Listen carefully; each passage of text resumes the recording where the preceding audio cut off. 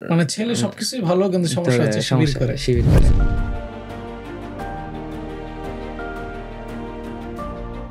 কেউ যদি হচ্ছে অন্যায় করে থাকে তাহলে অবশ্যই তার হাতটা ধরে রাখার চেষ্টা করি যদি আমার ক্ষমতা থাকে। যাকসু চাকসু রাকসুতে আসলে আমরা এটার ফলাফল দেখেছি যে নারীরা আমাদের কাছে আস্থা এবং নিরাপত্তা পেয়েছে।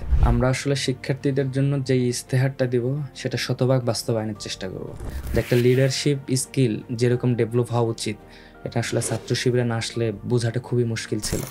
যে যেখানে আমি তুই তুই করি সেখানে চেয়ে আবার হচ্ছে খুব সাধু সাজতে আসে। এটা জানার চেষ্টা করেছি যে আসলে আপনারা যা চাইবেন সেটাই যাতে আমাদের ইশতেহার হয়।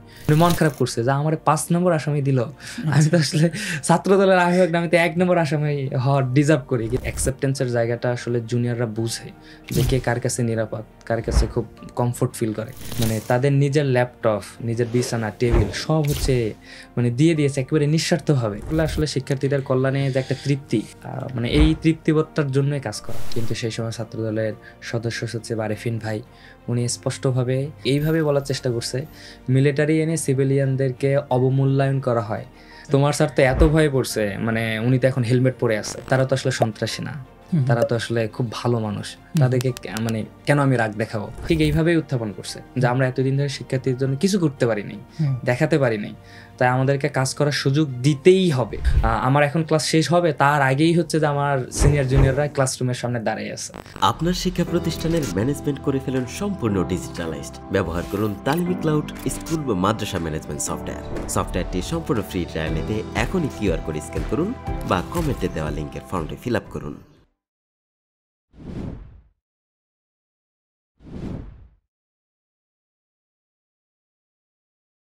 আসসালামু আলাইকুম রহমতুল্লাহ। সম্মানিত দর্শক সবাইকে ইনোভোটক্সের আরেকটি পর্বে স্বাগত জানাচ্ছি।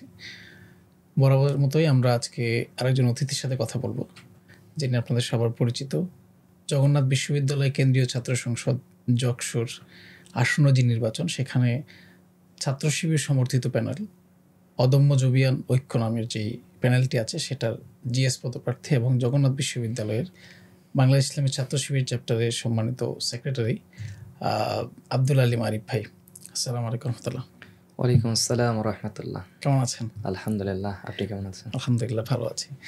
তো প্রথমেই আপনার সাথে আমরা প্রাথমিক কিছু আলোচনা করি, যেটা আমাদের দর্শকরা অনেক সময় জানতে চায়। সেটা হচ্ছে যে আপনার আসলে দেশের বাড়ি কোথায়, কোথায় বেড়ে উঠেছেন, আপনার শৈশব কোথায় কেটেছে আসলে? জি, অসংখ্য ধন্যবাদ ইনোভোটক্সকে আর আমার সম্মানিত সঞ্চালক আপনাকে আমার পক্ষ থেকে, ছাত্র শিবিরের পক্ষ থেকে, জবি শাখার পক্ষ থেকে মোবারকবাদ। শুরুতেই আসলে শৈশব বেড়ে ওঠা জানতে চেয়েছেন। গ্রাম থেকে উঠে আসা ছেলে আমি। গ্রামেই একবারেই মানে মাঠে ঘাটে যেভাবে বেড়ে ওঠা উচিত ঠিক সেভাবে বেড়ে উঠেছি।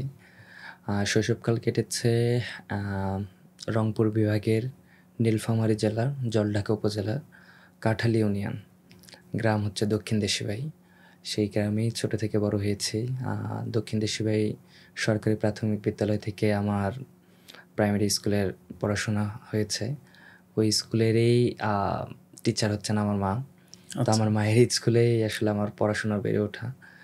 আর হাই স্কুল লেভেলটা আমার আসলে 2টা প্রতিষ্ঠানে কেটেছে। প্রথম প্রতিষ্ঠান হচ্ছে জলঢাকা মডেল পাইলট উচ্চ বিদ্যালয়, এটা এখন সরকারি হয়েছে, সরকারি উচ্চ বিদ্যালয়। আর হচ্ছে ওখানে ক্লাস 6 থেকে 8 পর্যন্ত পড়েছি। আর ক্লাস 9-10 হচ্ছে নীলফামারী গভর্নমেন্ট কলেজ থেকে পড়েছি। এই হচ্ছে আমার স্কুল জীবন। কলেজ জীবন হচ্ছে দিনাজপুরে। দিনাজপুরের শিক্ষানগরী চিরির বন্দর নামে পরিচিত। সেই চিরির বন্দরে আমিনাবাকি রেসিডেন্সিয়াল স্কুল অ্যান্ড কলেজ থেকে আমি এখান থেকে কলেজে এসএসসি পাস করেছি, এতটুকুই। আচ্ছা, আপনার কি মানে মাদ্রাসায় পড়ার অভিজ্ঞতা আছে? না, কখনোই মাদ্রাসায় পড়া হয়নি। আচ্ছা, তো তারপরে তো আপনার বিশ্ববিদ্যালয়ে জার্নি শুরু হয়। জি, এরপর থেকেই। তো সে জায়গা থেকে আপনি জগন্নাথ বিশ্ববিদ্যালয়ে আসলেন, আপনার জার্নিটা কেমন ছিল আসলে? জি, আলহামদুলিল্লাহ। আসলে প্রত্যেকটা মানুষেরই সুদূর পরিকল্পনা, একটা চিন্তাভাবনা থাকে, উচ্চ আকাঙ্ক্ষা থাকে। সেই দিক থেকে কোনো অংশে আমারও কম ছিল না। খুব ভালো জায়গায় যাই, পরিবারও এটা চাইতো। তো আমারও আশা ছিল যে একটু ভালো জায়গায় যাব। আর আমরা এমন এক জায়গা থেকে বড় হয়েছি যে জায়গায় আসলে মানে বাইবর্ন হওয়ার পর থেকে দুইটা জিনিসে পুশ করা হয়, হয় আপনাকে ডাক্তার হইতে হবে, নয়তো ইঞ্জিনিয়ার হইতে হবে। রাইট। কিন্তু ডক্টর আর ইঞ্জিনিয়ারের আসলে কি সেক্টর, কোন জায়গায় কিভাবে পড়াশোনা করতে হবে, যে আদৌ কি এটা আসলে আমার সঙ্গে যায় কি না, এই বিষয়গুলো আসলে মানে ওইভাবে কনসার্নড ছিল না। তারপরেও ছোটোবেলা থেকে একটা ইচ্ছার জায়গা থেকেই সায়েন্সে ভর্তি হওয়া। তো পরবর্তীতে ইন্টারমিডিয়েট আসার পর চিন্তা হলো যে আসলে ইউনিভার্সিটিটা আমার জন্য পারফেক্ট হবে। তো এইভাবেই প্রিপারেশন শুরু। জগন্নাথ ইউনিভার্সিটিতেই আইন অনুষদ চলে আসলো। তো এই জন্য আর কি এখানেই ভর্তি হওয়া। সাবজেক্টটা অনেক ভালো ছিল আমার কাছে, এতটুকুই। আইন অনুষদের তো আপনাদের নামটা একটু ভিন্ন। না, এখানে আমাদের আইন অনুষদের 2টি ডিপার্টমেন্ট। আচ্ছা। এটা হচ্ছে আইন ও ভূমি প্রশাসন, আইন ও ভূমি প্রশাসন, আর একটা হচ্ছে শুধু আইন। এরকম হচ্ছে ইসলামিক বিশ্ববিদ্যালয়ে হচ্ছে 3টি ডিপার্টমেন্ট আইন অনুষদেরই। আচ্ছা। তারপর রাজশাহী বিশ্ববিদ্যালয়ে 2টি ডিপার্টমেন্ট, মানে আইন অনুষদের মধ্যে আইন অনুষদের ভিতরেই এতটুকু আইন রিলেটেড। তো আইন রিলেটেড কিন্তু অন্যান্য ইউনিভার্সিটিতে বিভিন্ন নাম আছে, যেমন জাহাঙ্গীরনগর বিশ্ববিদ্যালয় ল অ্যান্ড জাস্টিস। তো এটা নামের ভেরিয়েশন, কিন্তু অনুষদ আইন। তো বিশ্ববিদ্যালয়ে আসার পরে আপনি তো বিভিন্ন ধরনের কো-কারিকুলার অ্যাক্টিভিটিস ছিলেন, তো সে জায়গায় আপনি কোথায় আসলে বেশি সময় দিয়েছেন? যে হ্যাঁ, মোটামুটি কো-কারিকুলাম অর্গানাইজেশন বা অ্যাক্টিভিটিস যেগুলো ছিল সবার সঙ্গে যুক্ত থাকার চেষ্টা করেছি।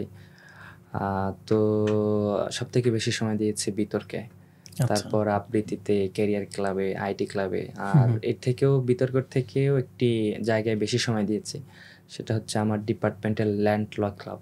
এই ক্লাবকে গুছিয়ে নেওয়ার জন্য আমি আমার জায়গা থেকে অনেক চেষ্টা করেছি। গুছিয়ে নেওয়ার জন্য মানে আপনি এটা কি প্রতিষ্ঠাকালীন দিক থেকে আছেন?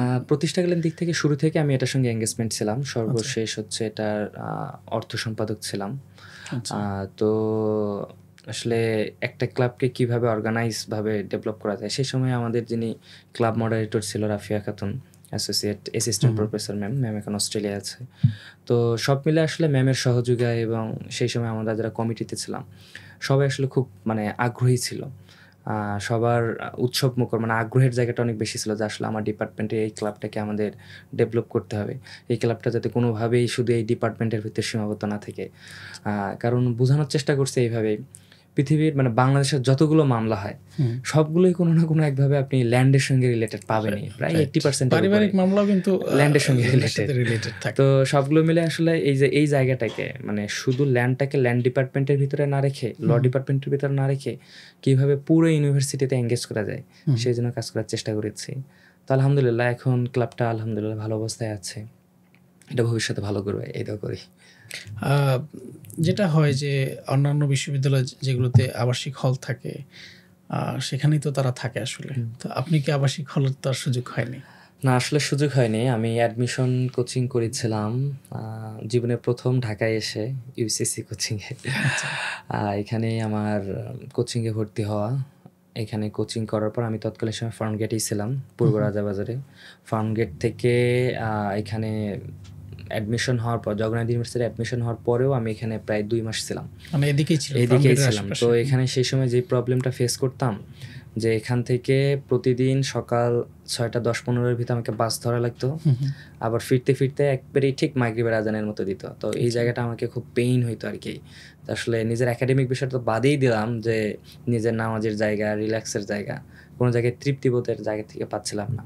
তো সর্বশেষ আমি ডিসাইড করলাম যে ক্যাম্পাসের আশেপাশে থাকবো, যদিও আমাদের পুরান ঢাকাটা অনেক কনজাস্টেড, খুবই কনজাস্টেড। মানে এই ইতিহাসের সঙ্গে আসলে আমার ছাত্র শিবিরে যুক্ত হওয়ার যে একটা ইতিহাস জড়িত এখন। আচ্ছা, আমরা ওই আলোচনা যাবো। তাহলে আপনি হচ্ছে ওইখানে মেসেজ ছিলেন, তাই তো? হ্যাঁ, ওই পুরান ঢাকায় মেসেজ ছিলাম। মেস থেকে আবার হচ্ছে 2023 সালের দিকে আমি বাংলা মোটরের দিকেই ছিলাম, বাংলা মোটরের দিকে ছিলাম। তারপর আবার শুরুর দিকেই 2025 আবার এই দিকে গিয়েছি জগন্নাথ ইউনিভার্সিটিতে। আচ্ছা, তো আমরা ক্যাম্পাস কেন্দ্রিক নানান আন্দোলন সংগ্রাম এগুলো সম্পর্কে জানবো। এর আগে আমরা যেটা জানতে চাবো যে আপনি সেই উত্তরবঙ্গের একবারে সীমান্ত থেকে ঢাকায় আসছেন, জগন্নাথ বিশ্ববিদ্যালয়ে পড়েছেন। আপনার একটা বিশেষ পরিচয় আছে, সেটা হচ্ছে আপনি জগন্নাথ বিশ্ববিদ্যালয় ইসলামী ছাত্র শিবিরের সেক্রেটারি। তো আপনি আসলে এই জার্নিটা কোথায় শুরু হয়েছে, শিবিরের সাথে পথ চলা আপনার কখন শুরু হয়? জি, ধন্যবাদ। আসলে আমি ছোটোবেলা থেকেই ধার্মিক ছিলাম এবং যেটা আসলে এলাকার লোকজন যেটাকে পোলাইট ভাবে, সেই নম্রভদ্র নাজুক টাইপের যেটা নাদুস নুদুস সেরকম ছিলাম। তবে এটা নিজের প্রশংসা নিজে করতে নেই।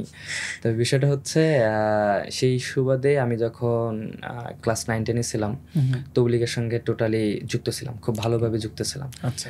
এবং আমার এসএসসি পরীক্ষা দেওয়ার পর আমার মায়ের সহযোগিতায় সেই সময় মার্কাজ মসজিদে আমরা একটা টিম নিয়ে হচ্ছে আমাদেরকে তবলিগে এক চিল্লায় গিয়েছিলাম। আচ্ছা আচ্ছা। তো এক চিল্লায় ওখানে পঞ্চগড় জেলার তেঁতুলিয়া উপজেলার বাংলাবান্ধা একটা ইউনিয়ন, সেই বাংলাবান্ধা ইউনিয়নের মহানন্দা নদীর পাশে আমার 40টা দিন কেটেছে এবং খুব উপভোগ করেছি। তো এই জায়গা থেকে আসলে ইসলামকে আরো ভালোবাসার জায়গা পেয়েছি। পরিবেশটা তো তবলিগের ভালো, এটা আসলে অস্বীকার করার মতো কিছু নেই। দ্বিতীয়ত হচ্ছে যখন আমি কলেজে আসলাম, তো কলেজের পরিবেশটা আসলে আমাকে এইরকম কোনো সুযোগ দেয়নি কোনোভাবে, সেটা ছাত্র শিবিরেই হোক আর তবলিগেই হোক। তো সর্বশেষ অ্যাডমিশন টাইম চলে গেল, কলেজ টাইম চলে গেল, অ্যাডমিশন চলে গেল। অ্যাডমিশনের পর এই যে শুরুতে বললাম যে অ্যাডমিশনের পর থেকে যখন আমি ক্যাম্পাসের আশেপাশে গেলাম, সেই সময় আসলে অ্যাডমিশন সময় কিন্তু আসলে আমি অনেক দোয়া করতাম যে আল্লাহ, আমি আসলে আমার বাবা রাজশাহী ইউনিভার্সিটি থেকে পড়াশোনা করছে, তো উনি চাইতো যে আমি রাজশাহীতেই থাকি। তো আমি চাইতাম যে না, আমি ঢাকায় থাকবো। তো ঢাকায় সম্মানজনকভাবে মানে থাকতে চেয়েছি। তো আল্লাহ আসলে দোয়া কবুল করছে। নিয়মিত অ্যাডমিশন টাইমে আসলে দোয়া করতাম যে আল্লাহ, আমি ঢাকার বাইরে যেতে চাই না, অন্তত ওকে একটু সম্মানজনক জায়গায় রাখো। তো সেই সুবাদে সাবজেক্ট আসলো, ওখানে গেলাম। তো আমার এই জায়গায় যে একটা পেইন হচ্ছিল যাতায়াতে, তখন আমি চিন্তা করলাম যে আমাকে ওই দিকে যেতে হবে। তো মসজিদ থেকে বের হচ্ছিলাম, মানে বাসা দরকার, আমার ম্যাচ দরকার, এটা নিয়ে কথা বলতেছিলাম। সেই মুহূর্তে একজন ভাই, আমাদের ইয়াসিন আরাফাত ভাই, শাখার সাবেক অর্থ সম্পাদক ছিল, চমৎকার ভাইয়ের যা হাসি। তো ভাই আমাকে সরাসরি দেখে মুসাফা করে আমাকে জিজ্ঞেস করলো কোথায়, মানে কোন ডিপার্টমেন্টে কোন ব্যাচ। তারপর জিজ্ঞেস করলো এদিকে আসবো কিনা। বললাম জি ভাই, আমার বাসা খুব দরকার। আপনিও মনে মনে খুঁজছেন, আবার ভাইও জিজ্ঞেস করছে। তো এই জায়গা থেকে আসলে ভালো লাগাটা শুরু হলো যে একটা সিনিয়র মানুষ। আমি আসলে যেদিন প্রথম ক্যাম্পাসে ঢুকেছি ক্লাস করার জন্য, সেই দিনেই হচ্ছে আমার কলেজ ফ্রেন্ড রুম্মান খান, আমরা আসলে বসে মানে আমাদের যেটাকে শান্ত চত্বর নাম দেওয়া ছিল, ভাস্কর্য চত্বর, ওখানে বসতেছিলাম আর হাসতেছিলাম। হায়, এটা কোনো ইউনিভার্সিটি, এত ছোট, এত কনজাস্টেড, কি একটা অবস্থায়, মানে এত গাড়ি ঘোড়া, এত স্টুডেন্ট, এখানে তো কোনো মানে প্রতিদিনই কারো না কারোর সঙ্গে ধাক্কা লাগবে। মানে এটা বলতেছিলাম আর তুলনা করতেছিলাম। কলেজে আমার কত বড় মাঠ ছিল, একটু মানে সৌন্দর্যবর্ধক ছিল, ফুল ছিল, তো একটু বলতেছিলাম আর হাসতেছিলাম। তো ওই মুহূর্তে আইআর ডিপার্টমেন্টের কিছু সিনিয়র ভাই এবং আপুরা আমাদেরকে র্যাক দিল বলতে হচ্ছে যেটা প্রশ্নসূচক, এটা আমি খুব মজার চলে নিয়েছি। আমার ফ্রেন্ড তো আরও মজার চলে নিয়েছিল। তারা জিজ্ঞেস করতেছিল অনেক বিষয়। তো আমি আসলে দুইটা ক্যারেক্টার আর কি এখানে চিন্তা করলাম, যে প্রথম মাসের ঘটনা হচ্ছে এটা, আর দ্বিতীয় মাসে যখন আমি বাসা যাওয়া চাইতে গেলাম, মন থেকে চাইলাম, তাহলে আসলে ম্যানেজ করে দিল। তো ওই ব্যক্তির আসলে মুখের দিকে তাকিয়ে হাসি মুখ আমাকে আসলে খুব, হ্যাঁ, আমি আসলে টোটালি ওনার যে অ্যাকসেপ্টেন্স ছিল না, উনি একটা আমাকে বললো যে তোমার দরকার কি না, আমি বললাম হ্যাঁ আমারই দরকার। তারপর আমি ম্যাসে উঠলাম বলতে সেই সময় ম্যাসে উঠানোর সময় সব থেকে সহযোগিতা করছে জাহিরুল ইসলাম ভাই, জহুরুল ভাই, উনি সিলেটে বাড়ি, উনি খুব পোলাইট মানুষ, আমাদের 2 ব্যাচ সিনিয়র হওয়া সত্ত্বেও খুবই পোলাইট মানুষ ছিল। ভাই আমাকে ম্যাসে উঠালো, ম্যাসে উঠলাম, থাকলাম, মানে মোটামুটি 1 মাস পরেই বুঝতে পারলাম যে এটা আসলে একটা খুব সুন্দর ম্যাচ, যতটুকু আমি চেয়েছিলাম আর কি। তবলিগের ম্যাচগুলোতে বা তবলিগের যে পরিবেশে আমি বড় হয়েছিলাম, সেই সুবাদে নামাজ কালামের খুব ভালো পরিবেশ ছিল। তো ম্যাচে এইভাবে সময় কাটতেছিল। 1 মাস পরেই যখন ওরা বুঝতে পারলো যে আমি একটু ভালো বা হচ্ছে যে আমাদেরই কিছু কাজ করা সম্ভব, 1 মাস পরে আমাকে আবার ম্যাচ ম্যানেজার দিয়েছে। কিছুদিন পরেই হচ্ছে যে ম্যাচের দায়িত্বটা দিয়েছে। তো এইভাবে আসলে ইউনিভার্সিটিতে আসার পরে আমার সংগঠনে যুক্ত হওয়া, এখানে এসে আমার কর্মী সাথী, পরবর্তীতে সদস্য হওয়া, আসলে এখানে আসলে আমার ভাইদের অ্যাপ্রোচ, তাদের সঙ্গে মিশে থাকা, একেবারেই নিজের ভাইয়ের মতো করে যেভাবে ট্রিট করা দরকার ছিল ভাইরা দেখেছি। যে ভাইদের, বিশেষ করে আরাফাত ভাই যারা আমার রুমমেট ছিল, সিনিয়র রুমমেট, মানে তাদের নিজের ল্যাপটপ, নিজের বিছানা, টেবিল সব হচ্ছে মানে দিয়ে দিয়েছে একেবারে নিঃস্বার্থভাবে, কোনোদিন বিনিময় চায়নি, কখনো রাগ হয়নি। তো এই ব্যবহারগুলো আসলে সবসময় আকৃষ্ট করেছে আমাকে। না, এই যে এটাকে তো কেউ কেউ বলার চেষ্টা করে যেটা একটা ওয়েলফেয়ার পলিটিক্স, যে ছাত্রদেরকে বিভিন্নভাবে হেল্প করে, এটাকে অনেকে নেগেটিভ ভাবে দেখার চেষ্টা করে, দুর্বল ভাবে দেখে আর কি। এটা আপনার কি মনে হয়? আপনি তো এই ওয়েলফেয়ার পলিটিক্স এর শিকার আসলে। শিকার না, আমি ওয়েলফেয়ার পলিটিক্স করি আর কি। এটা বলে আসলে পলিটিক্স এটাই হওয়া উচিত, এটাই হওয়া উচিত। এটা পলিটিক্স প্রথমত হচ্ছে ভাইদের বিহেভিয়ার। আমরা যখন একজন ভাইদেরকে ছোট হোক বড় হোক সমবয়সী হোক আপনি বলে সম্বোধন করি, তো এটা হচ্ছে কিছু ব্যক্তির দৃষ্টিতে এটা খুবই দুর্বলতার পরিচয়, যে একটা সিনিয়র হয়ে আমি কেন আমার জুনিয়রকে আপনি বললাম। এটা হচ্ছে যে পরবর্তীতে আমাদের সামনেই এটা অ্যাপ্রোচ করতে না পারলে বিভিন্ন ফেসবুক স্ট্যাটাসের মাধ্যমে দেখতে পারি আসলে তারা অনেক কষ্ট পায় বলতে হচ্ছে খুব ক্ষোভ ঝাড়ে, যে যেখানে আমি তুই করি সেখানে চেয়ে আবার হচ্ছে খুব সাধু সাজতে আসে, যে আপনি বলে সম্বোধন করে। তো এটা আসলে বিহেভিয়ারের জায়গাটা, অ্যাকসেপ্টেন্সের জায়গাটা আসলে জুনিয়ররা বুঝে যে কে কার কাছে নিরাপদ, কার কাছে খুব কমফোর্ট ফিল করে। তো আমরা আসলে এই কমফোর্ট জোন থেকেই আমার এই শিবিরে আসা, এবং আমিও চেষ্টা করি জুনিয়ররা যাতে কখনো আমাকে খুব মানে রুট না ভাবে। আচ্ছা, জবি শিক্ষার্থীরা তো আপনাকে অনেক ক্ষেত্রে আমরা দেখলাম যে একটা মাঝখানে একটা মিম দেখলাম যে এখানে আপনাকে দেখানো হচ্ছে খুবই নরম হিসেবে। তো এটা শিক্ষার্থীরা আপনাকে এই বিষয়টার মধ্যে ভালোভাবেই দেখে, আপনি কি ফিল করেন কিনা? সেটা অবশ্যই শিক্ষার্থীরা আসলে যার কাছে আস্থা, নিরাপদ বা হচ্ছে কখনোই হচ্ছে অ্যাগ্রেসিভ মুড দেখে না, একেই হচ্ছে আস্থা ভরসা মুড মনে করে। আর আমিও মনে করি যে আসলে তারা তো আসলে সন্ত্রাসী না, তারা তো আসলে খুব ভালো মানুষ। তাদেরকে মানে কেন আমি রাগ দেখাবো, কেন তাদের সঙ্গে আমি হাসি মুখে থাকবো না? যাদের সঙ্গে যেই মুডে কথা বলা লাগে আমি কিন্তু সেটা বলি। যেমন কেউ যদি হচ্ছে অন্যায় করে থাকে তাহলে অবশ্যই তার হাতটা ধরে রাখার চেষ্টা করি, যদি আমার ক্ষমতা থাকে সরাসরি ধরে ফেলি, এবং তার সঙ্গে কি বিহেভ করতে হয় বা হচ্ছে এটাকে কি বলবো, তাকে ডিল করার জন্য আমার যে অ্যাপ্রোচটা দরকার সেটা পুরোপুরি আমি চেষ্টা করি। আর যেহেতু আমার আশেপাশের এরিয়াতে জুনিয়র হোক সিনিয়র হোক সবাই ভালো, খুবই ভালো তারা, তো তাদের সঙ্গে তো আমি সবসময় হাসি মুখে এবং সম্বোধন, যেই সম্মানসূচক সম্বোধন করা দরকার সেটা তো করবই। আর এটা হচ্ছে ছাত্র শিবিরের একটা অন্যতম বৈশিষ্ট্য, উত্তম আখলাকের বৈশিষ্ট্য। আপনি ছাত্র শিবিরে তো আগে ছিলেন না, যেহেতু আওয়ামী আমলে আপনার ছাত্র শিবিরে যোগদান করা, তারপরের জার্নিটা ধরেন আপনি সাধারণ শিক্ষার্থী, তখন এক ধরনের জীবন আপনার ছিল, কিন্তু শিবিরে যুক্ত হওয়ার পরে আপনার জীবনটা কেমন ছিল, বা সাংগঠনিক লাইফে আপনার ওঠানামা বা কি ধরনের সিচুয়েশন আপনি ফেস করেছেন আসলে? জি আলহামদুলিল্লাহ, আসলে তখনকার পরিবেশ তো এমন ছিল, যারা আগে থেকেই সংগঠনের সঙ্গে যুক্ত ছিল তারা আসলে পরিচয় প্রকাশ করার সুযোগ পায়নি। তো আমার ক্ষেত্রে হচ্ছে যে আমার পরিবার আসলে জানতো না, 5ই আগস্টের পরবর্তী সময়ে জানতে পারছে যে আমি আসলে ছাত্র শিবিরের সঙ্গে জড়িত এবং আমি কোন একটা ইউনিটে দায়িত্ব পালন করছি। তো জানার পর আসলে কোনো ব্যাড রিয়াকশন নেই, পরিবার খুবই ভালোভাবে অ্যাকসেপ্ট করছে। যদিও পারিপার্শ্বিকভাবে অনেকেই এটাকে খুব খারাপভাবে নিয়েছে বলতে হচ্ছে তারা মেনে নিতে পারেনি যে আমার মতো একটা ছেলে এখানে যুক্ত হবে। তো তবে আমার পরিবার মানে ছেলে সবকিছুই ভালো, কিন্তু সমস্যা হচ্ছে শিবির করে, এটাই সমস্যা। তো এটা অনেকে মেনে নিতে পারে না, কিন্তু পরবর্তীতে তারা আসলে মেনে নিতে বাধ্য হয়েছে যে আসলে এখানকার ভিতরে এটা ডিজার্ভ করি, অথবা একটা অ্যাচিভমেন্টেরও জায়গা, যে এখানে আসাটাও একটা অর্জন, এই অর্জনটা তারা এখন খুব ভালোভাবে নেয়।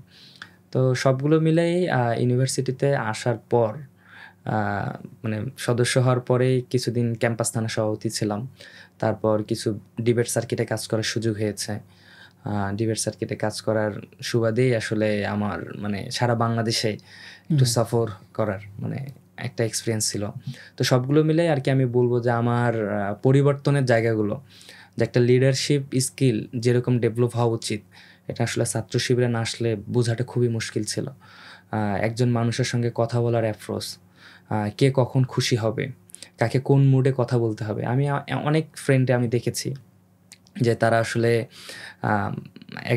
একজনের সঙ্গে তার ভালোবাসা ছিল, যখন ব্রেকআপ হয়ে গেল তার হো হো করে কান্না, মসজিদে গিয়ে তারপর হচ্ছে রাগ অভিমানের জায়গা, এগুলো আসলে মানে সে কিভাবে ডিল করতে গিয়ে হচ্ছে যে আমার সহযোগিতা নেওয়া, আমার সিনিয়র ভাইদের সহযোগিতা নেওয়া। তো এগুলো আমার কাছে মনে হয়েছে যে আমার এই ধরনের সিচুয়েশন আমাকে পড়তে হয়নি, শুধু আমি ছাত্র শিবির করছিলাম, কোনো ধরনের মামলা হামলা ফ্যাসাদের সঙ্গে জড়িত ছিলাম না সেই সময়ে, মানে রাজনৈতিক মামলা ছাড়া। তো এটার অন্যতম বৈশিষ্ট্য হচ্ছে যে আমাকে এইসব জায়গা থেকে বিরত রাখছে ইসলামী ছাত্র শিবির, কারণ এখানে আপনাকে এইরকম দানব হওয়ার সুযোগ ছিল না যে আপনি এর বাইরে গিয়ে কিছু করবেন, এটার মানে কোনো অ্যাক্সেসই নাই। তো সব দিক থেকে আমার কাছে মনে হয়েছে ছাত্র শিবির আমার জীবনে এই প্ল্যাটফর্মগুলো, আমার ব্যক্তি জীবনে এই অ্যাচিভমেন্টগুলো, এই অর্জনগুলো দেওয়ার তো মানে সুযোগ করে দিয়েছে। তো ওই সময়টাতে আপনাদের ভীতি আশঙ্কার জায়গা, তারপর হচ্ছে ম্যাচগুলোতে থাকা, বিভিন্ন সময় রেড হওয়া, এই বিষয়গুলো আপনার অভিজ্ঞতা কেমন? অনেক ছিল। যখন আমি সাথী হলাম তখন তো আমাকে ম্যাচ পরিচালক বানানো হলো। এমন কোনো ম্যাচ নেই নতুন, মানে ক্যাম্পাস থানা নতুন ম্যাচ নেওয়া হয়েছে আর আমাকে ওই ম্যাচে পাঠানো হয়নি। নতুন ম্যাচ নেওয়া হয়েছে, ওই ম্যাচে আমার দ্বারাই পাঠানো হয়েছে যে ম্যাচটা আপনি তৈরি করে দেন, বা এইভাবে তো আসলে বলে না, মূলত এই ম্যাচের পরিচালক হিসেবে আমাকে পাঠানো হতো। তো আমি প্রায় 3 বছরে, মানে 2 বছরের কম সময়ে প্রায় 60টার উপরে ম্যাচ আমাকে মোটামুটি চেঞ্জ করা লাগছে। তো এটা তো আসলে সেই সময়ের প্রেক্ষাপটে এরকম ছিল যে আমরা নামাজ পড়লেও রুমেই নামাজ পড়তাম, না মসজিদেই বেশিরভাগ পড়তাম। তো রুমে নামাজ পড়ার ক্ষেত্রেও একটু সতর্কতা অবলম্বন করা লাগতো। আর প্রোগ্রামগুলো তো বাইরে করার কোনো সুযোগ ছিল না, সেগুলো রুমেই করা লাগতো। তো রুমে করার ফাঁকে ফাঁকে আসলে নিচে সিকিউরিটি রাখা, দরজার সামনে সিকিউরিটি রাখা, নিজেদের ভিতরে ভয়েস অনেক কম রাখা, একেবারে দরজা জানালা সব বন্ধ করে যতটুকু সম্ভব এই যে কোরআন ক্লাস, হাদিস ক্লাস, আমাদের সাথী বৈঠক, সদস্য বৈঠক, এই বৈঠকগুলো করার চেষ্টা ছিল। তো এইগুলো আসলে সেই সময়ের প্রেক্ষাপটে ঠিক ছিল। এটা আসলে এটা আমাদের পরীক্ষার জায়গা ছিল। আলহামদুলিল্লাহ আমরা আসলে মনে হয় যে ওই পরীক্ষা উত্তীর্ণ হয়ে এখন একটা মাদানী যুগ পার করতেছি। এই যে আপনার অভিজ্ঞতা, যে ফেসিবাদী আমলে যে আমাদের ইসলামোফোবিয়ার একটা জায়গা ছিল, ম্যাচগুলোতে থাকলে মানে জোরে কোরআন তেলাওয়াত করা, সেটারও অনেক ক্ষেত্রে সুযোগ হতো না। স্বাভাবিকভাবেই তখন একটা সন্দেহ তৈরি হতো যে এখানে কি হয়। তো এরকম সিচুয়েশনে আসলে আমাদের যারা ইসলামিস্ট হিসেবে যারা নিজেদের পরিচয় দেয়, তারা অনেক হীনম্মন্যতায় ভুগত আসলে। তো সে জায়গা থেকে কাজ করার পরিসরটা অনেক ছোট ছিল। এখন 5ই আগস্টের পরে, আমরা 5ই আগস্টের আলোচনা যদি আসি, অবশ্য একটা ছোট্ট কথা আছে যেটা না বললেই নয়। যখন 16 ব্যাচ মেবি আসে 2023 সালে, করোনার আগে, 21 সালের দিকে, আমাদের মার্চ মাসের 25 তারিখে আমাদের একটা নবীন স্টুডেন্টদেরকে নবীন বরণ এবং শিক্ষা সফরের জায়গা ছিল। তো 25 তারিখ রাত একবারে ভোরবেলার আগে যে আমারই একটা মেসেই হচ্ছে রেড দেওয়া হয়েছে। এক বাসা থেকেই মোটামুটি প্রায় 12 জনকে গ্রেফতার করা হয়েছিল, এর ভিতরে 11 জনেই জগন্নাথ বিশ্ববিদ্যালয় স্টুডেন্ট ছিল। তো ওই অভিজ্ঞতার পরবর্তী সময়ে মানে খুব খারাপ সিচুয়েশন যেটা ফিল করছি, যে মানুষ মেন্টাল ট্রমা কি জিনিস, সেই সময় এক ধাক্কায় আমাদের প্রায় মোটামুটি প্রায় 30টার কাছাকাছি বা এর বেশি ম্যাচ আমাদের হাতছাড়া হয়ে গেছে। কারণ খুব আতঙ্কে ছিল যে না জানি এই ম্যাচে আবার রেট হয়ে যায়। আমি দেখেছি যে আমার রুমমেট যারা ছিল তারা সারা রাত ঘুমাতে পারতো না, শুধু টেনশনে, গ্রেফতার আতঙ্কে ঘুমাইতে পারতো না। তো সেই সময়ে যারা গ্রেফতার হয়েছিল, প্রথম গ্রেফতারটা ওই বাসায় কেন গ্রেফতার হয়েছে, কারণ ওই বাসায় আমাদের তৎকালীন সভাপতি সাজ্জাদ ভাই নিয়মিত যাতায়াত করতো। তো সাজ্জাদ ভাইকে টার্গেট করে ওই বাসায় রেড দেওয়া হয়েছে। সম্ভবত ওনাকে গ্রেফতার করা হয় কাটাবন মসজিদ থেকে, ইতিকাফের শেষ দিন, ঈদের দিন রাতেই ওই বিষয়টা আসতেছিলাম আর কি। তো এই যে গ্রেফতারের পর আমরা এমন দেখেছি যে আসলে আমার রুমমেটদের কথা বলি, যে তারা হচ্ছে, সে বলতেছে ভাই দেখেন আমার চুলগুলো সব পড়ে যাচ্ছে, ঘুমাইতে পারতেছে না টেনশনে। তো তারা আসলে আমাকে কখনো এইভাবে ডিরেক্ট বলতে পারে না যে ভাই ম্যাচ ছেড়ে দিব, কিন্তু তাদের চোখে মুখে সবসময় এই সাপ ছিল। পরবর্তীতে পরিস্থিতির শিকার তারাও তো আসলে একটা ফ্যামিলি থেকে উঠে আসছে। দিন শেষে এটা একটা বড় বার্ডেন যে তারা ছাত্র শিবিরের সঙ্গে ডিরেক্টলি ইনভলভ না, কিন্তু শুধু এই ভাইদের সঙ্গে থাকার কারণে তার উপর একটা অমানবিক নির্যাতন জুলুম হচ্ছে, ভবিষ্যৎ ক্যারিয়ারে বিশাল একটা হ্যাম্পার। তো এই সকল চিন্তা করে ভাইরা আসলে বের হয়ে গেছে। আমি দেখেছি যে আমাদের কিছু ভাই যে এক রাতের ভিতরেই তারা তাদের যতগুলো বই ছিল, যে উনি আসলে এত বেশি ভয় পাইছে যে নিজে থেকে হচ্ছে আমাদের সব বইগুলো হচ্ছে একটা করে সিটসে, কোথাও ফেলাও যাচ্ছে না, কারণ হচ্ছে ডাস্টবিনও চেক করে, এরকম যে আমাদের যে বিনগুলো ছিল সেগুলো চেক করে। তো উনি এগুলো ময়লার ঝুড়িতে কিভাবে ফেলবে বা বিক্রিও করতে পারে না, কারণ যারা বিক্রি করবে কাপড় মানে কাগজগুলো কেনে এদেরও হচ্ছে তারাও টের পেয়ে যাবে। তো এই কারণে ওরা কি করছে, আমাদের যে কিছু বই যেটা হচ্ছে খুব বেশি বোঝা যায়, যেগুলোকে আওয়ামী লীগ সন্ত্রাস বলতো, জঙ্গিবাদী বই, জঙ্গি তৈরির বই, সেই বইগুলোকে বা আমাদের রিপোর্ট বইগুলোকে হচ্ছে একটা করে ছিঁড়তো, তারপর পানিতে ভেজাইতো, দিনের বেলায় বা রাতে পানিতে ভেজাইতো, সকালবেলায় এই ভেজা কাগজগুলো নিয়ে হচ্ছে ডাস্টবিনে নিজেই গিয়ে ফেলে আসতো অথবা রাত্রে ফেলে আসতো। তো এই ছিল আসলে সেই সময়ের অভিজ্ঞতা। তো এটার পরবর্তী সময়ে আরেকটা বাসায় রেড দিল, আমাদের সায়েন্স ফ্যাকাল্টির বাসায়। তো সায়েন্স ফ্যাকাল্টির বাসায় রেড দেওয়ার পর খুবই খারাপ অবস্থা, আমরা আসলে খুবই আতঙ্কের মতো অবস্থায় ছিলাম যে আসলে কখন কি হয়ে যায় রেড দেওয়ার পর থেকে। তখন আমাদের ম্যাচগুলো এইভাবে বলবো না যে আসলে আমাদের ভাইরা যে ম্যাচে থাকতো সেই ম্যাচগুলোতে আমাদের ভাইদেরকে যারা এতদিন ভালোবাসতো, কিন্তু এই যে জুলুম স্ট্রিম রোলার যে যাবে তাদের জীবনে, এই ঝুঁকি তারা নিতে চাচ্ছিল না। শেষমেশ তারা ম্যাচ ছাড়তে বাধ্য হয়, আমাদের ভাইরাও হচ্ছে ছন্নছাড়া হয়ে যাচ্ছিল, বিভিন্ন দিক বিদিক আসে, বিভিন্ন ম্যাচে ছড়াইছিটে থাকতো। আসলে এই জায়গাগুলোতে আপনি নিজেকে শিবির হিসেবে পরিচয় দেওয়াটা, এটা কোনোভাবেই ওই সময়ের আলোকে একটা বাস্তবসম্মত, হ্যাঁ একবারে সুইসাইডের মতো ডিরেক্টলি, এটাই বাস্তবসম্মত বলতে, যেটা এখন বলে অনেকেই খুব মানে লজ্জা, মানে এটাই বলে আর কি ডিরেক্ট। আসলে তারা জানে যে পরিস্থিতি এরকমই ছিল, কিন্তু তার সত্ত্বেও তারা বলে, কারণ তাদের আসলে কিছু বলার জায়গা নেই আর। যাই হোক, তো পরবর্তীতে আমরা ঈদের নামাজের সময় কথা বলি। ঈদের নামাজে আমাদের এলাকায় একটু দেরিতেই জামাত শুরু হয়। তো সেই মুহূর্তে আমার সেই সময় তৎকালীন সেক্রেটারি মাসুম বিল্লাহ ভাই, উনি আমাকে ফোন দিয়ে বলে যে ভাই খুবই সিরিয়াস অবস্থা, সাজ্জাদ ভাইরে গ্রেপ্তার করছে। এটা হচ্ছে ঈদের দিন আমি জানতে পারলাম, ঘটনা কিন্তু ঈদের রাত্রে ঘটে গেছে। তো ভাই বলতেছে ভাই সবকিছু ভেঙে চুরমার করে দিব, ঢাকা চলে যাবো, এরকম অবস্থা। তো আমি বললাম যে ভাই একটু শান্ত হন, ব্যাপারটা একটু দেখি। ততক্ষণ পর্যন্ত আসলে এই ভীতিকর পরিবেশ, সাজ্জাদ ভাই গ্রেপ্তার হওয়ার পরেই আসলে আমাদের উপরে যে একটা মানে নজরদারি, এটা আসলে খুবই ছিল, মানে এটা কি বলে নজিরবিহীন নজরদারি যেটা বলে, চিরুনি অভিযানের মতো। পারলে খুবই মানে এটা শুধু হচ্ছে প্রকাশ করার কাজ। যেমন আমাদের প্রথমবার যখন গ্রেপ্তার হলো, গ্রেপ্তারের নোটিশটা প্রায় 3 দিন পর বা 2 দিন পর জানতে পারছে যে জগন্নাথ বিশ্ববিদ্যালয় 11 জন স্টুডেন্ট গ্রেফতার হয়েছে, পুলিশ নিয়ে গিয়েছে। তো পুলিশ নিয়ে যাওয়ার পর বিশ্ববিদ্যালয় প্রশাসন মানে তারাও যে এক প্রকার জালিম ছিল সেই সময়, কোনো কারণ বিবেচনা ছাড়াই স্টুডেন্টের লাইফটা কি হবে, তাদের ক্যারিয়ার গোলটা কিভাবে নষ্ট হয়ে যেতে পারে, এগুলো কোনো চিন্তা ভাবনা ছাড়াই তাদেরকে একটা স্থায়ী বহিষ্কার করে দিয়েছে। তো এই জায়গা থেকে আমরা আসলে খুব কষ্ট হয়েছিলাম সেই সময় ওই পরিবারগুলোকে এঙ্গেজ করা। এর ভিতরে একজনের পরিবার হচ্ছে আওয়ামী লীগ ছিল, নীলফামারীতে বাড়ি। তো সেই ছেলেগুলো হচ্ছে জীবনের প্রথম জগন্নাথ ইউনিভার্সিটি ভর্তি, তাদের আসার 2 থেকে 3 মাস হচ্ছে, তাদেরকে 2017 সালের মামলা দিয়ে গ্রেফতার করেছে, প্রায় 3-4 বছর আগের মামলা দিয়ে।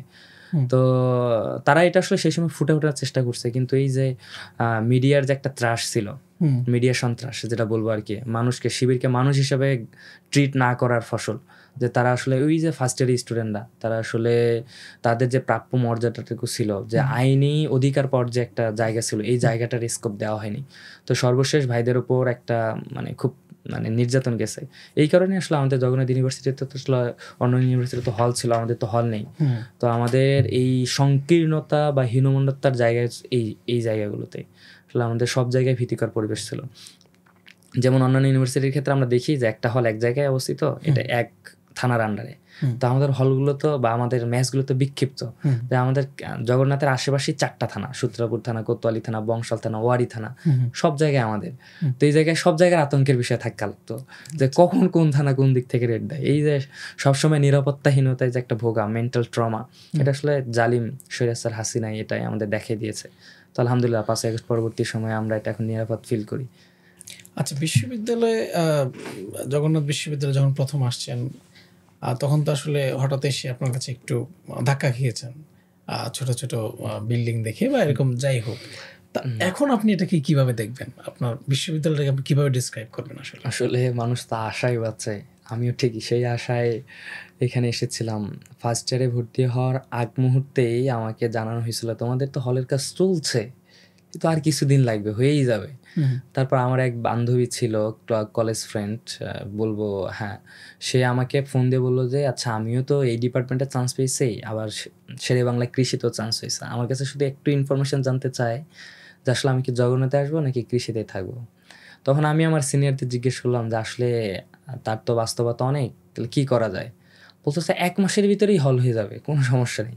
কিন্তু আদৌ এই যে মানুষ আশায় বাঁচে, তবে সে তার জায়গা থেকে ভালো ডিসিশন নিয়েছিল, সে কৃষি বিশ্ববিদ্যালয় মানে শেরেবাংলা কৃষিতেই আছে। তো আমি হচ্ছে চিন্তা করছিলাম যে এই তো খুব শীঘ্রই হল হয়ে যাবে আর কি, যেহেতু 200 একর জমি অধিগ্রহণ হচ্ছে, প্রায় 1000 কোটি টাকার বাজেট পেয়েছিল সেই সময়, ভিসি মিজান স্যার ছিল।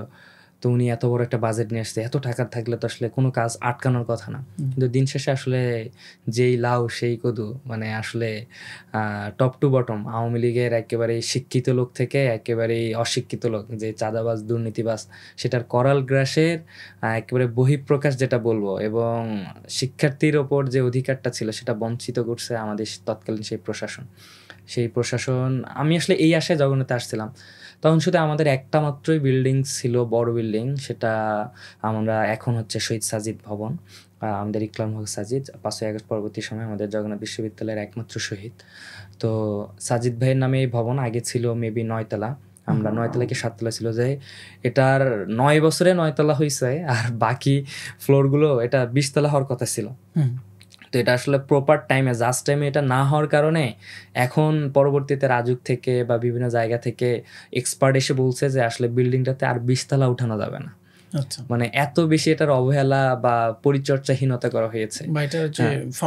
ফাউন্ডেশনটা ঠিক ছিল, অত কিন্তু হচ্ছে অবহেলার কারণ, যে জাস্ট টাইমে যেটা করা উচিত ছিল সেটা করেনি, যেটা মোজাইক দেওয়ার কথা ছিল সেটা দুর্বল, খুব বাজে মানের টাইলস দিয়েছে, যে রুমগুলোতে এয়ার কন্ডিশন রাখার কথা ছিল সেটা রাখেনি। মোটামুটি এখানে প্রায় লিফট লাগানোর কথা ছিল অনেকগুলো, সেখানে লিফটের অবস্থা সর্বসাকুল্যে 2-3টা ছিল, সেই সময় 3টার মতো ছিল, তাও আবার টপ ফ্লোর পর্যন্ত ছিল না, 6 ফ্লোর পর্যন্ত উঠে আবার সিঁড়ি দিয়ে হেঁটে যাওয়া লাগতো।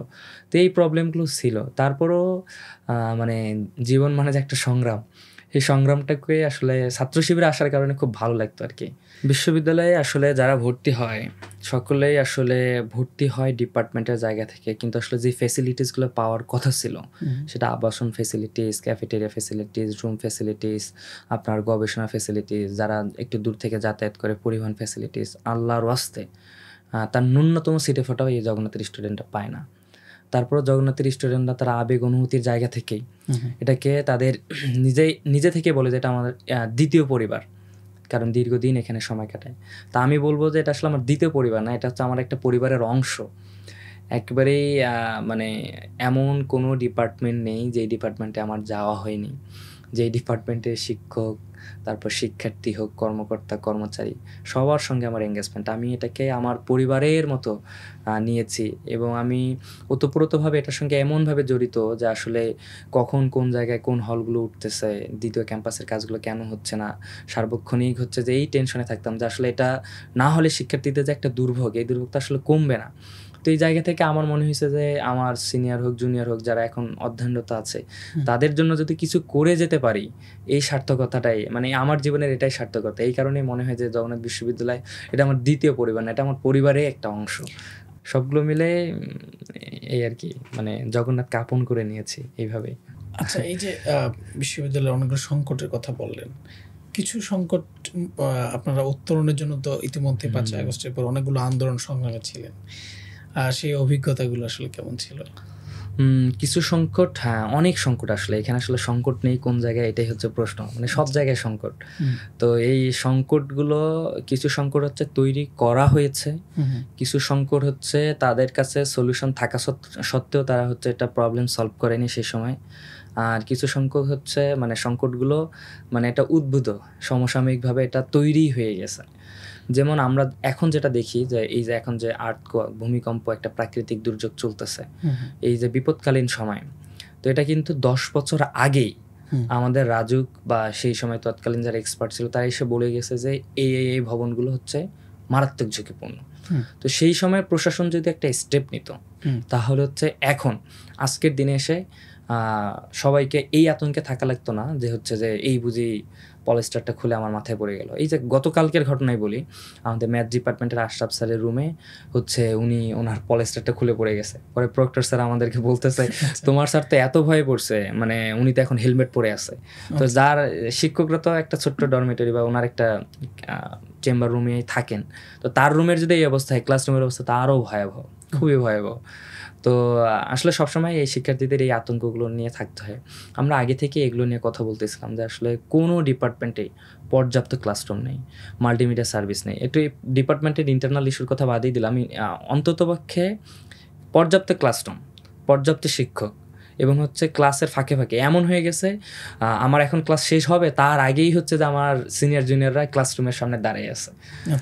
টিচারও হচ্ছে বিরক্ত ফিল করতেছে, তার টিচারের কাছে মনে হচ্ছে যে আমি যদি আর 15 মিনিট ক্লাস নিতে পারতাম হয়তো আজকের এই কোর্সটা যে আউটলাইনটা ছিল সেই আউটলাইনটা আজকে শেষ করতে পারতাম, কিন্তু শেষ করতে পারতেছে না, শুধুমাত্র এই যে সবাই দাঁড়িয়ে আছে। তো এই হচ্ছে অবস্থা। তো এই যে চলমান, শুধু যে এই সংকট না, সবগুলো সংকটে বিরাজমান আছে। তো 5ই আগস্ট পরবর্তী সময়ে সংকট নিরসনের জন্য যে একটা মুভমেন্ট, এটা আসলে আমরা কথা বলার সুযোগ পেয়েছি, যেটা আগে পারিনি, আগে কখনোই পারিনি। আগে তো হচ্ছে জাতীয় ইস্যুর কথা তো বাদেই দিলাম, মানে দেশীয় কোনো জাতীয় ইস্যুর কথা বাদেই দিলাম, ইন্টারন্যাশনাল ইস্যু পর্যন্ত কথা বলার সুযোগ ছিল না। আর নিজের যে একটা চাওয়া পাওয়া, এটা তো প্রশ্নই করা যেত না নিজেদের ভিতরে। মানে সবসময় ভাবতাম যে পাশের জন যে আছে সেও আবার গোয়েন্দা সংস্থার লোক কিনা, মানে সেই আবার কোনো মানে ফাঁস করে দিবে কিনা, কারণ সেই সময় তো আসলে ক্রেডিট বাজির একটা মানে বিষয় ছিল, এখনো আছে, কে কত আনুগত্য করতে পারে, শিবির বিএমপি কে ধরিয়ে দিতে পারে, এর ভিতরে তাদের মনে হয় যে চাওয়া পাওয়া বা হচ্ছে তাদের রাজনীতি। তো 5ই আগস্ট পরবর্তী সময় আমাদের প্রথমটাই হচ্ছে হল আন্দোলন খুব জোরালো হয়েছে, যেটা হচ্ছে 12-13 সাল থেকেই জোরালো ছিল। সেই সময় হল আন্দোলন করতে গিয়ে মানে প্রথম যিনি মামলা খেয়েছেন, প্রথম মামলা মধ্যে সেই সময় 13 সালের যে মামলাটা হয়েছিল, আমাদের বর্তমান পল্টন থানার আমির শাহিন আহমেদ খান ভাই। তো শাহিন আহমেদ খান ভাই 1 নম্বর আসামি, তারপর হচ্ছে 2 নম্বর আসামিও ছাত্র শিবিরের, 3 নম্বর আসামিও ছাত্র শিবিরের। তো তৎকালীন সময়ে ছাত্রদলের আহ্বায়ক যিনি ছিলেন উনি হচ্ছে 5 নম্বর আসামি। তো শাহিন ভাইকে যখন ওদের ভিতরে জেলে দেখা হয়েছিল তখন ওরা মানে এই যে খুব কষ্ট পাইছে আর কি। 5 নম্বর আসামি ছাত্রদলের আহ্বায়ক, তখন সভাপতি, সেই সময় খুব কষ্ট পেয়ে বলছে, উনি মন খারাপ করছে যে আমার 5 নম্বর আসামি দিল, আমি তো আসলে ছাত্রদলের আহ্বায়ক না, আমি তো 1 নম্বর আসামি হওয়ার ডিজার্ভ করি। কিন্তু আসলে সেই সময় প্রশাসন আসলে বুঝতে পারছে যে আন্দোলনের কলকাঠি আসলে কারা নারী, যে কারা এখান থেকে ফুয়েল দিচ্ছে। তো সেই প্রেক্ষিতে আমাদের শাহিন আহমেদ ভাই এটা আসলে আমাদেরকে খুব কিছুদিন আগে একটা মজার ছেলে এই ঘটনাগুলো বর্ণনা করছে। তো হল আন্দোলনের কথা বললাম 5ই আগস্ট পরবর্তী সময়, যখন আমরা দেখলাম যে আমাদের ইউনিভার্সিটিতে এতগুলো সংকট, এই যে বাজেট বৃদ্ধি নিয়ে কথা বলা, যারা আবাসন পাচ্ছে না, অন্ততপক্ষে আমরা আবাসন যে বৃত্তি, যে আবাসন বৃত্তিটা দিতে পারি কিনা। আমরা দেখলাম যে ঢাকা ইউনিভার্সিটি তো মানে আলহামদুলিল্লাহ তাদের পর্যাপ্ত আছে, যদিও আরো অনেক দরকার প্রয়োজনের খাতিরে, তবে আমাদের তো কিছুই নেই। তো তাদের এত কিছু থাকা সত্ত্বেও যদি তাদের ছাত্রীদেরকে আবাসন বৃত্তি দেয় পার মান্থ, তাহলে আমরা কেন পাবো না? তখন আমরা জোরালো আন্দোলন শুরু করলাম, সেই যমুনার আন্দোলন। যমুনায় ছাত্র শিবিরের প্রত্যেকটা ভাই এখানে অক্লান্ত পরিশ্রম করছে, কেউ হচ্ছে ফুটেজে আসছে, কেউ আসেনি, কিন্তু সবার আসলে এখানে কারোই ত্যাগ অস্বীকার করার মতো না, প্রত্যেকটা ছাত্র সংগঠন এখানে এঙ্গেজ ছিল। তো এখান থেকে আমরা কয়েকটা দাবি উত্থাপন করতে পারছি। আমাদের এখানে আসলে বাজেট বৃদ্ধি করতে হবে। তারপর দ্বিতীয় ইস্যু হচ্ছে যতদিন আমাদের হল না পাই ততদিন পর্যন্ত আমাদের হল সমস্যার সমাধানের জন্য আমাদের হচ্ছে আবাসন বৃত্তি দিতে হবে। তো প্রথমে এটা তো আসলে প্রশাসন মেনে নিচ্ছিল না। পরবর্তীতে এই যে মাহফুজের সঙ্গে বোতল কাণ্ডের ঘটনা ঘটলো, তো এরপরে আসলে প্রশাসন অনেক পরে আসলে এটা বলছে যে ওনারা দিচ্ছে ভাব, এখনও কিন্তু আসলে আমরা আবাসন বৃত্তিটা পাইনি। তো এটা ছাড়াও আমাদের অনেক মুভমেন্ট গেছে ক্যাম্পাসগুলোতে চলমান, এই যে আবাসন বৃত্তির জন্য বারবার চাপ দেওয়া, আবার কথা বলা, ছাত্র সংসদ নির্বাচন নিয়ে কথা বলা। এই যে সর্বশেষ আমাদের যে আন্দোলনটা ছিল বা 2 দফা ছিল, সেটা হচ্ছে আবাসন বৃত্তি এবং হচ্ছে ছাত্র সংসদ নির্বাচন। তবে জগন্নাথ বিশ্ববিদ্যালয়ে ছাত্র সংসদ নামটা একটু চেঞ্জ করে দেওয়া হয়েছে, সেটার নাম দেওয়া হয়েছে জগন্নাথ বিশ্ববিদ্যালয় কেন্দ্রীয় শিক্ষার্থী সংসদ। তারা কোনো জায়গায় আসলে ছাত্র কথাটি রাখেনি, ভাবছে যে আসলে কোনো জায়গায় ডিসক্রিমিনেশন হয় কিনা। এবং হচ্ছে একটা পদের নামও শিক্ষার্থী কল্যাণ, ছাত্র কল্যাণ না। আচ্ছা। তো মানে প্রত্যেকটা মুভমেন্টেই আলহামদুলিল্লাহ ছিলাম, হয়তোবা সামনে ছিলাম, পিছনে ছিলাম, তবে অবশ্যই ছিলাম। একেবারেই ক্যাম্পাসের এমন কোনো মুভমেন্ট ছিল না যে মুভমেন্টে আসলে ছাত্র শিবিরের কোনো স্তরের জনশক্তি ছিল না, এটা কেউ দেখাতে পারবে না। আমরা সবসময় আন্দোলনে, শিক্ষার্থীদের কল্যাণে আমরা ছিলাম। তো এই যে যমুনার আন্দোলন, আমাদের এই আন্দোলনের জন্য অনশন করা, অনশন ভাঙানো, তো সবগুলো মিলাই আলহামদুলিল্লাহ যে এখন হয়তোবা জগন্নাথের শিক্ষার্থীরা তাদের আসলে চাওয়া পাওয়ার জায়গাটা ফিল করতেছে যে হয়তোবা এখন হবে। বিশেষ করে সেই সময় ছাত্রদল প্রকাশ্যে, ছাত্রদলের সদস্য সচিব, আমরা দ্বিতীয় ক্যাম্পাসের প্রথম ফেজের কাজ যে এটা অবশ্যই সেনাবাহিনীকে দিতে হবে, কিন্তু সেই সময় ছাত্রদলের সদস্য সচিব আরেফিন ভাই উনি স্পষ্টভাবে সিভিলিয়ানদেরকে আসলে হেয় করা হচ্ছে, ঠিক এইভাবেই মানে কাছাকাছি ঠিক এইভাবে বলার চেষ্টা করছে, মিলিটারি এনে সিভিলিয়ানদেরকে অবমূল্যায়ন করা হয়, বা হচ্ছে এখানে আসলে প্রপার কাজটা হবে না, এইভাবেই তারা সেনাবাহিনীদের হাতে যাতে কাজ না যাক এই জন্য তারা কাজ করছে। আমরা এখনো ফিল করি যে আসলে প্রপার অথরিটির কাছে যদি কাজ না যায় আদৌ আমাদের দ্বিতীয় ক্যাম্পাস, যেটা আসলে আমাদের স্বপ্নের ক্যাম্পাস বলি, সেই ক্যাম্পাসটা বাস্তবায়ন সম্ভব না। তো অলরেডি হচ্ছে আমাদের প্রথম ফেজ, মানে আমাদের জগন্নাথের দুইটা ফেজ, প্রথম ফেজ এবং দ্বিতীয় ফেজ। প্রথম ফেজে 7 একরের কাজ, এই কাজটা সেনাবাহিনী যথেষ্ট এগিয়ে নিয়ে গেছে। এখানে যদি সেনাবাহিনী না থাকতো আদৌ এখন পর্যন্ত বালুহারাটের কাজও হতো না। তো আমরা চাচ্ছি আসলে, আমরা এই মুভমেন্টের জন্য এখনো কাজ করতেছি। আমরা সর্বশেষ হচ্ছে কি পরশু দিনের 5টা দাবি দিয়েছি, এর ভিতরে এই কাজটা আছে, যা আসলে দ্বিতীয় ফেজের কাজের পরে, মানে প্রথম ফেজের কাজটা সেনাবাহিনীর কাছে ছিল, পরবর্তী কাজটাও যাতে সেনাবাহিনীকে দিতে হয়, আমরা এই জন্য দাবি উত্থাপন করেছি। গণ অভ্যুত্থান এবং বিভিন্ন যে আপনাদের আন্দোলন ছিল শিক্ষার্থীদের কল্যাণে, সেখানে কাজ করেছেন, এবং সবশেষ ভূমিকম্প নিয়ে আপনাদের কি ধরনের উদ্যোগ ছিল শিক্ষার্থীদের জন্য? জি, আসলে ভূমিকম্প যেদিন হয়েছে সেদিন তো জুমাবার ছিল, জুমাবারই ছিল। আমরা সেই দিনে ইনস্ট্যান্ট আমরা হচ্ছে আমাদের পুরো প্যানেল যারা কাছাকাছি ছিল, মানে পুরো প্যানেলেই আমরা এসেছিলাম ক্যাম্পাসে, প্রশাসনের কাছে স্মারকলিপি দেওয়ার চেষ্টা করেছি, এবং আমরা আমাদের জায়গা থেকেই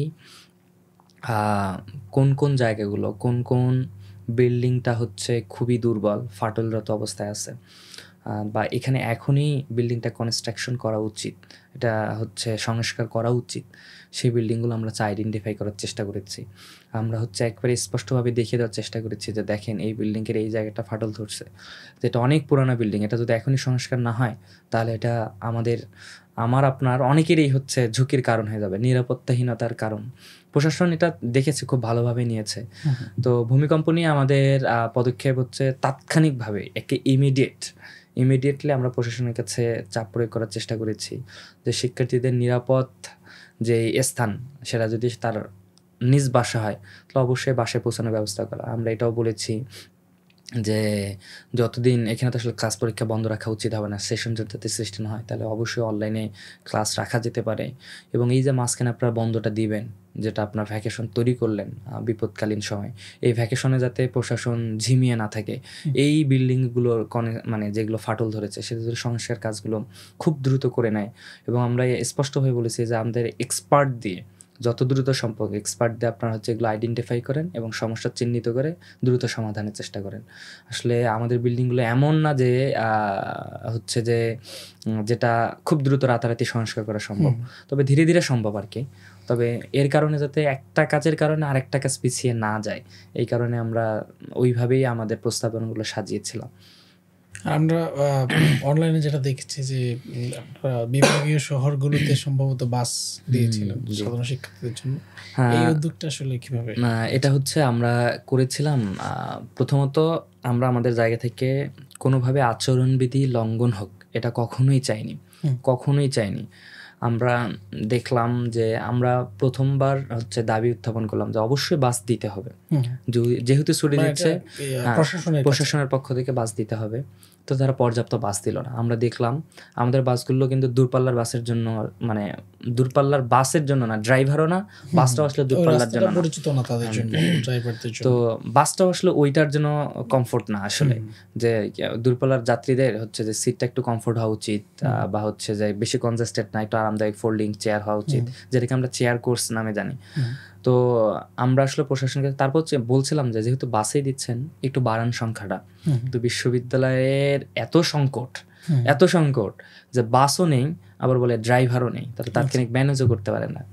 তো আমরা দেখলাম যে আমাদের বোনেরা এত গাদাগাদি করে উঠছে যে তারা বারবার আমাদের রিকোয়েস্ট করতেছে যে ভাইয়েরা আপনারা একটু চেষ্টা করেন, অন্তত পক্ষে আপনারা একটা করে বাস দেন।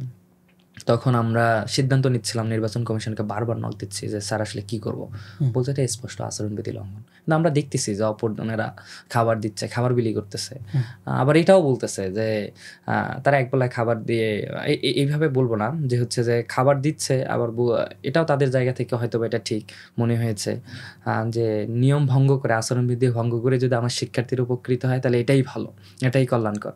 তবে আমরা নির্বাচন কমিশন বা প্রশাসনের কাছে শ্রদ্ধা ভরেই রিকোয়েস্ট করেছিলাম আচরণবিধি যাতে লঙ্ঘন না হয়। এই কারণে আমরা আমাদের কোনো বাসে ক্যাম্পাসের ভিতরে প্রবেশ করিনি, না করিয়ে আমরা হচ্ছে ভিক্টোরিয়া পার্ক থেকে বলেছি যে হ্যাঁ এখন এই বাস এই রুটে যাচ্ছে, আপনারা হচ্ছেন এই এরিয়ায় চলে আসেন। তো আচরণবিধি লঙ্ঘন না করে কিভাবে শিক্ষার্থীদের সহযোগিতা করা যায়, বিশেষ করে আমাদের বোনদের মানে আগ্রহের জায়গাটা ছিল অন্যরকম।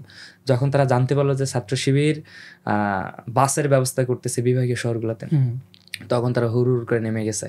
তারপর হচ্ছে নামার পর অনেকেই বিভিন্ন ধরনের পরিবহন সেবার সুযোগ করছে, কিন্তু তাদেরকে ডিরেক্টলি মানে অ্যাপ্রোচটা ডিনাই করে দিয়ে বলছে যে না আমরা ছাত্র শিবিরের বাসেই যাব। তো সর্বশেষ আমি এমন গেছে, আমার এক ভাই ফোন দিয়ে বলতেছে ভাই আপনাদের এই যশোরে যাবে এটা আসলে কোন রুটে যাবে? তো আমি বললাম যে এই রুটে যাবে, আমি এটা ভুলে বলে ফেলছি। তখন ওরা নেমে গেছে, বলছে ভাই আমি তো ভুলে বলে ফেলছি, কারণ বাস তো একটাই দিতে হবে, কারণ এই শর্ট সময় খুবই অল্প সময় আসলে বাস ম্যানেজ করা খুব কঠিন। তো 1 ঘন্টার নোটিশেই আমরা হচ্ছে বাসগুলো ম্যানেজ করছি এবং আমরা নিরাপদে বাসগুলো পৌঁছানোর চেষ্টা করেছি, এবং আমাদের বোনেরা বা হোক ভাইয়েরা যারা গিয়েছে সকলে সন্তুষ্ট। এবং কি আমরা এতটুকু পর্যন্ত যাদের অনেক গভীর হয়ে গিয়েছে, আমরা প্রত্যেকটা বাসে আমরা আমাদের রিপ্রেজেন্টেটিভ দিয়েছিলাম, তারা একেবারেই তাদের পরিবারের কাছে পৌঁছে দেওয়া পর্যন্ত কাজ করেছে।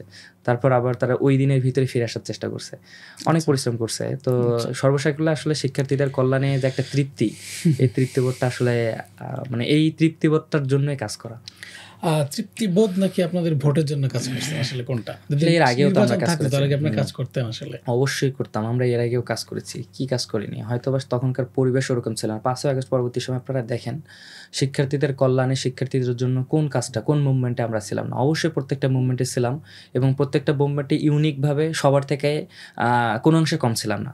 এবং আমরা শিক্ষার্থীদের জন্য যেটা বিশ্ববিদ্যালয় প্রশাসনের করার কথা ছিল, সেই কাজগুলো আমরা হচ্ছে যে আমাদের নিজ উদ্যোগে করেছি। মেন্টাল হেলথ ক্যাম্প বলেন, নবীনবরণ বলেন, তারপর হচ্ছে যে বিভিন্ন অলিম্পিয়াড বলেন, কুইজ প্রতিযোগিতার আয়োজন, ইফতার মাহফিলের আয়োজন, তারপর হচ্ছে যে আমরা ফুড কার্নিভাল, দ্যাটস মিন হচ্ছে আমরা একটা বইমেলার আয়োজন করেছি, তারপর হচ্ছে ফলচক্রের আয়োজন করেছি।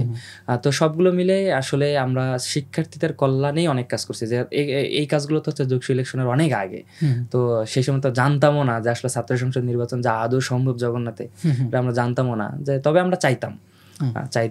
তবে আমরা যে এটা মানে ছাত্র সংসদ নির্বাচনের জন্যই করতেছি না, এটার বাস্তব উদাহরণ হচ্ছে ডাকসু, জাকসু, রাকসু এবং চাকসু। এখানেই দেখলে বোঝা যাচ্ছে ছাত্র শিবির আসলেই তারা আসলে লোক দেখানো কাজ করে না, শুধু নির্বাচনের জন্য কাজ করে না, শিক্ষার্থীদের কল্যাণে, শিক্ষার্থীদের ম্যান্ডেট নিয়ে প্রতিনিধি হিসেবে যেহেতু তারা এসেছে, তাদের ইস্তেহার তাদের কথায়, তাদের চাওয়া পায়, তাদের ইস্তেহার বাস্তবায়নের জন্য তাদের যেভাবে কাজ করেছে তারা সেইভাবেই অক্লান্ত পরিশ্রম করতেছে। যশোর নির্বাচনের যেই ঘোষণা, তারিখ ঘোষণার পরে আবার 1 দফা পিছিয়েছে। এখন ভূমিকম্প উপলক্ষে আবার দেখছি যে কোনো শিডিউল পিছানোর চেষ্টা করা হচ্ছে। তো এটাকে কিভাবে দেখছেন, বা এটা কতটুকু ভালো হবে শিক্ষার্থীদের জন্য বা ছাত্র সংসদের জন্য? এটা আদৌ শিক্ষার্থীরা মেনে নেবে না শুরুতে। শিক্ষার্থীদের জন্য এটা আসলে আমরা আশঙ্কিত, আমরা শঙ্কিত।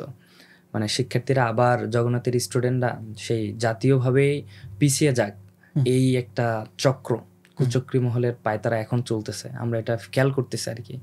তো তাদের এই চক্রান্ত চূড়ান্ত বাস্তবায়িত হবে না, আমরা ইনশাল্লাহ আল্লাহর কাছে সে সহায়তা চাচ্ছি, এটা হবে না। তবে এটা যে তারা করতেছে এবং তারা কিছুটা সফল হয়েছে, এটা আমরা দৃশ্যমান হয়েছে। কারণ এই যে নির্বাচন কমিশন, এখন যে নির্বাচন কমিশনটা আছে, এটা কিন্তু 1.5 মাস আগে, প্রায় 2 মাস আগেই এটা প্রস্তুতি কমিটি ছিল, নির্বাচন পরিচালনার জন্য প্রস্তুতি কমিটি এরা ছিল। সেই সময় আমাদের সম্ভাব্য ডেট ছিল যে 27 নভেম্বর আমাদের ইলেকশন হবে, 3-4 তারিখ থেকে আমাদের নির্বাচনে যে স্ক্যাডিউল, যে শিডিউলটা দেওয়া উচিত ছিল সেটা তো থাকবে। কিন্তু আমরা দেখলাম যে আমাদের সঙ্গে যখন মিটিং করলাম, শুধু একটা বিশেষ পক্ষের প্রস্তাবনার প্রেক্ষিতে, সেটা বিশ্ববিদ্যালয় প্রশাসন ওনার একটা শিডিউল আমাদেরকে দেখালো যে আসলে আমাদের জন্য 30-35 দিনে এটা বাস্তবায়ন করা খুব কঠিন, তবে 40 দিনে এটা খুব সম্ভব, 40-45 দিনে। তখন তারা দেখালো যে হচ্ছে 9 অথবা 10 ডিসেম্বর আমরা ইলেকশনটা করে ফেলি।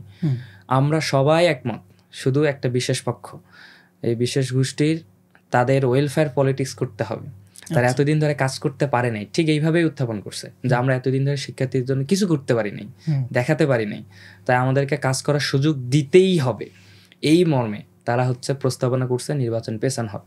আমরা পরবর্তীতে আমরা একেবারেই জোরালো অবস্থান নিয়েছিলাম যে 27 ডিসেম্বর ইলেকশন দিতেই হবে, যে কোনো সময় 27 নভেম্বর ইলেকশন দিতেই হবে। আমরা সেটার জন্য প্রস্তুতও ছিলাম যে আসলে যে দিতেই হোক আমরা প্রস্তুত, যেহেতু এখানে বাইরের কেউ এসে ম্যান্ডেট দেবে না, সব শিক্ষার্থীরা ম্যান্ডেট দেবে। তো তারা আসলে এনাফ ম্যাচিউরড এবং তারা আসলে বুঝে তাদের সম্মানের জায়গা, তাদের কমিটমেন্টের জায়গাটা কারা রাখবে। তো আমরা সেই জায়গা থেকে ফিল করেছিলাম যে আসলে আমরা প্রস্তুত, আমরা যে কোনো মুহূর্তে যে কোনো সময় যদি নির্বাচনের জন্য প্যানেল ঘোষণা করতে হয় আমরা প্রস্তুত ছিলাম। তো আমরা সেই হিসেবে আমরা হচ্ছে দাবি উত্থাপন করেছি, প্রেস কনফারেন্স করেছি, কিন্তু সর্বশেষগুলো দেখলাম যে একটা বিশেষ মহলের তাদের দাবির প্রেক্ষিতে তারা আসলে নির্বাচনটা পিছিয়ে দিল। তো গত পরশুদিন নির্বাচন কমিশনার এই শিডিউল বাস্তবায়নের জন্য আবার আমাদের সঙ্গে বসেছিল।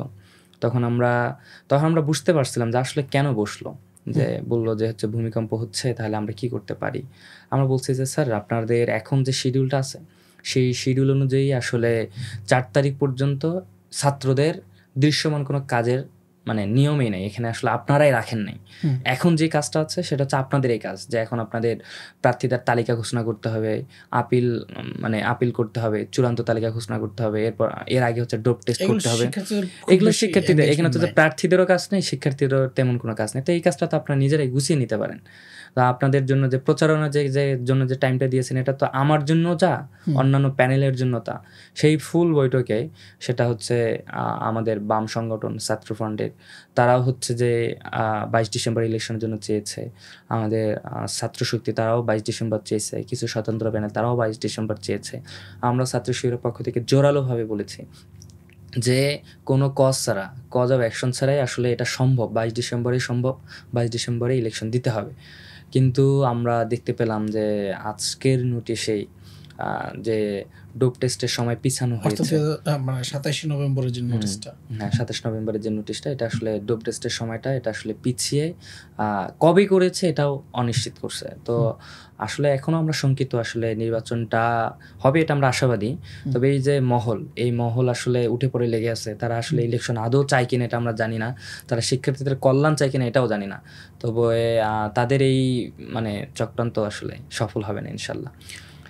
আপনারা এই যে বিশেষ করে ছেলে শিক্ষার্থীদের জন্য তো আসলে হল ওরকম নাই, তো আপনারা ওই যে মেসে বা বিভিন্ন জায়গায় অনাবাসিক যারা থাকছে তাদের কাছে কিভাবে পৌঁছাচ্ছেন, তাদেরকে কিভাবে আপনাদের ইশতেহারগুলো বলছেন, কিভাবে তাদের কাছে আপনাদের প্যানেলের পক্ষে ভোট চাচ্ছেন?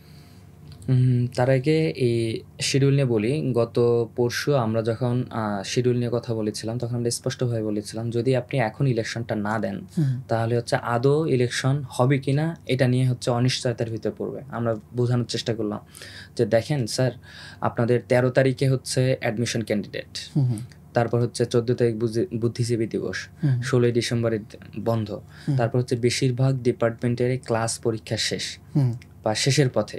আপনারা চাইলেও শিক্ষার্থীদের ক্লাস অন রেখে তাদেরকে বাধ্য করে রাখতে পারবেন না, কারণ হচ্ছে শিক্ষার্থী সেই সময় অনেকেরই টিউশন থাকে, তাদের টিউশনগুলো ক্লোজ হয়ে যায়, তারা বাড়ি যেতে বাধ্য। তারপর হচ্ছে যে 20 ডিসেম্বরের পরবর্তী সময়ে হচ্ছে 22 ডিসেম্বরের পরে অ্যাজ ইউজুয়ালি হচ্ছে ছুটি, শীতকালীন ছুটি থাকে।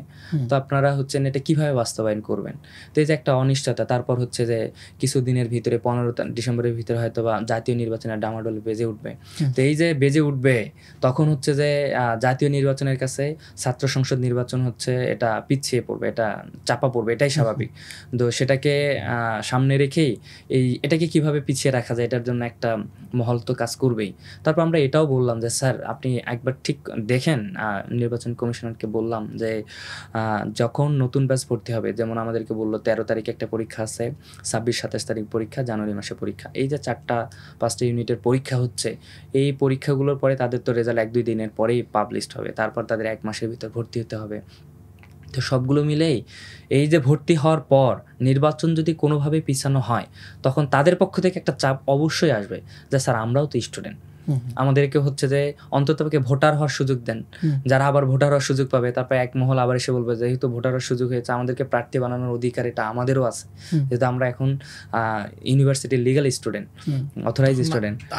আবার নতুন করে আন্দোলন, নতুন করে তফসিল ঘোষণা, এই যে নির্বাচনকে অনিশ্চিত করার যে একটা পায়তারা, এটাতে একটা মহল করতেছে, একটা দৃশ্যমান। তারপরও আমরা চাইবো যে আসলে বাকি যে প্যানেলগুলো আছে স্বতন্ত্র, এটা খুবই সচেতন আমাদের প্রার্থীরা, তারা তাদের জায়গা থেকে ভয়েস রেজ করুক, আর নির্বাচন যাতে কোনোভাবে না পিছায়। আর নির্বাচন যে পিছালে যে আদৌ সম্ভব না, নির্বাচন কমিশনের কাছে আসলে এটা মানে আহ্বান থাকলো জাস্ট টাইমে যাতে নির্বাচনটা হয়। যেটা বলছিলাম যে আপনারা ভোটারদের কাছে কিভাবে পৌঁছাচ্ছেন, ভোটারদের কাছে বিক্ষিপ্ত অবস্থা ইউনিভার্সিটিটাতে আসলে মানে আমারও যা প্রবলেম, বাকিদের ক্ষেত্রেও তাই প্রবলেম। এখানে আসলে ক্লাস পরীক্ষার বাইরে কাউকেই পাওয়া যাচ্ছে না।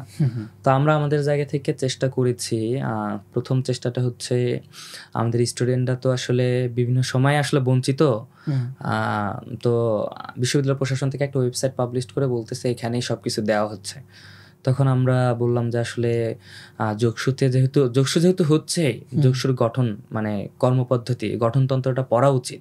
মানে আদৌ কেউ তো চটকদার, চমক লাগানো, মানে আদৌ বাস্তবসম্মত না, এটা প্রায়োগিক দিক থেকে যায় না, এরকম ইস্তার দিতে পারে। তখন আমরা এই পিডিএফটাকে দিনরাত পরিশ্রম করে আমরা হচ্ছে প্রায় 3-4 হাজার কপি প্রিন্ট করলাম। প্রিন্ট করে আমরা প্রত্যেকটা শিক্ষার্থীর হাতে হাতে বিলি করার চেষ্টা করছি।